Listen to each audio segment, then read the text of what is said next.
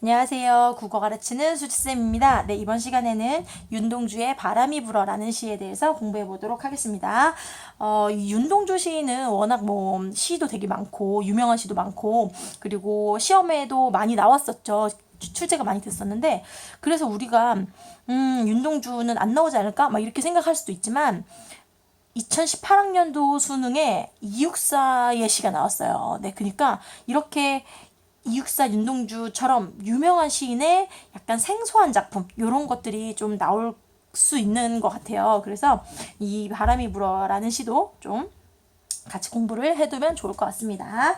자, 한번 볼게요. 바람이 어디로부터 불어와 어디로 불려가는 것일까? 자, 일단 바람이 분대요. 바람이 불어와서 어디로 흘러가는 것일까 하고 나에게 어떤 생각을 하게 했어요. 그럼 이 바람은 어떤 역할을 하는가? 이거는 일단 이 시를 쓰게 하는 어떤 계기가 되고 있죠. 그래서 이거는 시상을 촉발한다. 이런 이야기를 할 수가 있습니다. 네, 그리고 이제 이 바람으로 인해서 내가 성찰을 하게 되면 당연히 성찰의 매개체다. 성찰의 매개체라든지 아니면 나를 각성시키게 하는 각성하게 하는 매개체 이렇게 이야기할 수도 있을 것 같아요. 네, 바람이 어디서 불어와 어디로 불러가는 것일까 하고 의문을 가졌어요. 네, 그 다음에 바람이 부는데 내 괴로움에는 이유가 없다. 지금 나는 어떤 상태래? 괴로운 상태래. 괴로운 상태인데 이유가 없다 이렇게 얘기했어요. 그 다음에 내 괴로움에는 이유가 없을까? 하고 정말 이유가 없을까라고 또 의문을 제기하고 있어요. 그쵸? 그러니까 뭐냐면 내가 지금 괴로운 상태인데 지금까지 이 괴로움의 이유를 생각해 본 적이 없었어. 그래서 괴로움에는 이유가 없다고 생각했어요. 근데 생각해보니까 정말 내 괴로움에는 이유가 없을까? 하고 이제부터 이 괴로움의 이유를 찾아가는 과정을 보여줍니다. 괴로움의 원인을 찾아가는 과정이다. 이렇게 얘기할 수 있겠네요. 자, 그러면 이 내 괴로움의 이유를 찾아가는 과정은 다시 말해서 나를 뭐하는 과정이에요? 성찰하는, 나를 되돌아보는, 그쵸? 내 성찰하는 과정이다. 네.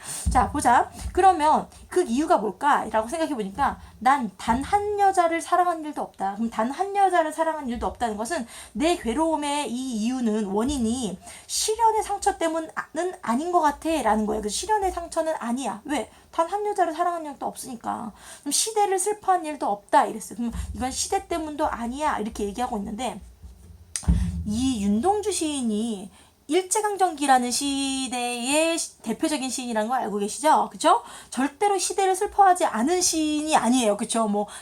우리가 제일 잘 아는 뭐가 있죠?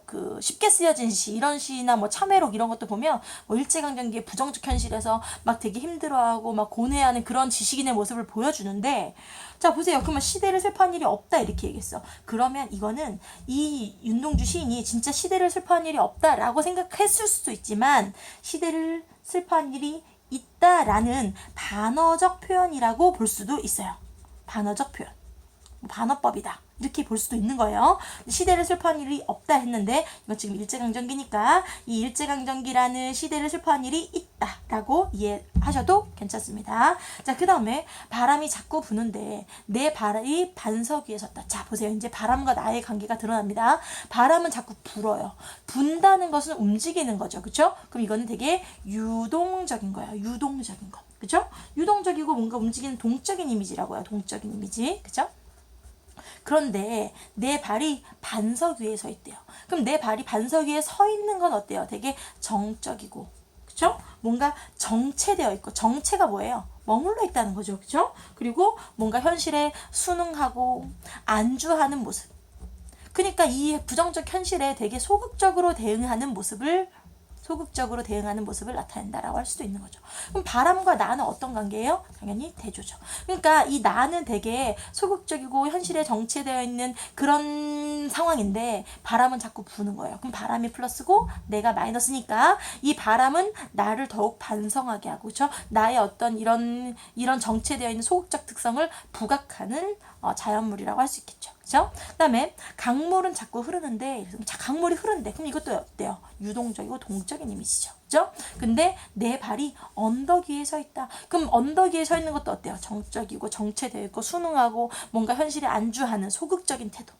됐죠? 그러니까 내 괴로움엔 이유가 없을까 하고 내 괴로움의 이유를 찾아봤더니 사랑 때문 아니야. 그 시대 때문 아니라고 얘기했지만 시대 때문이야. 그죠? 그리고 바람이 자꾸 부는데 내 발이 반석 위에 있다. 그러니까 내가 너무나 부끄럽고 좀 약간 반성을 하고 있는 그런, 그죠? 네, 뭐 이런 걸 우리 자기 자신을 좀 부정적으로 생각하고 반성하고 이런 거를 우리는 뭐 자조적이다 뭐 이렇게 이야기하기도 하는 것 같아요. 그죠? 자조적. 네, 자조적인 태도를 통해서 자신을 성찰하고 반성하고 있다, 이런 이야기를 할 수 있겠습니다. 자, 그러면 뭐 문제 나올 수 있는 것 좀 얘기해 볼까요? 일단 의문형 어미를 2번이나 사용했죠, 그죠? 그리고 바람이 부는데 내 괴로움에 이유가 없다 이야기해놓고 이유가 없을까 하고 이유를 찾아가는 과정을 보여줬어요. 단 한 여자를 사랑한 일도 없다, 시대를 슬퍼한 일도 없다. 이거 어때요? 문장 구조가 유사하죠, 그죠? 그래서 통사 구조를 반복했다. 그죠? 반복했다. 그래서 뭐 대구법을 사용했다. 이렇게 얘기할 수도 있고요. 바람이 자꾸 부는데 내 발이 반석 위에 섰다. 작물이 자꾸 흐르는데 내 발이 언덕 위에 섰다. 여기도 어때요? 통사구조가 유사하죠. 요거랑 요거랑. 그죠? 그래서 이것도 통사구조 반복 대구라고 할 수 있고, 그리고 또 어떤 얘기 할 수 있을까요? 대조. 그죠? 그러니까 자연물을 통해서. 이 바람이나 강물 같은 자연물의 어떤 상징적 의미를 부여해서, 그죠? 상징적 뭐 의미를 부여해서 뭐 자신의 어떤 성찰의 뭐 매개체로 삼고 있다. 뭐 이렇게 얘기할 수도 있고, 그리고 뭐 어쨌든 자신과 뭐 대조, 그죠? 대조되는 자연물을 설정해서 뭐 자신을 반성하고 뭐 자신의 뭐 태도를, 그죠? 현실에 대한 태도를 드러내고 있다. 이런 얘기도 할 수 있겠네요. 그죠? 네. 그래서 이 바람이 불어라는 시는 되게 간단한 시니까 뭐 표현상의 특징 위주로 좀 봐주시고, 그리고 여기서 이제 이 바람은 유동적인 존재인데 나는 정체되어 있는 존재. 그래서 대조관계라는 거, 자신을 반성하고 있다. 요 느낌만 가지고 가시면 될 것 같습니다. 네, 여러분. 오늘은 여기까지. 안녕.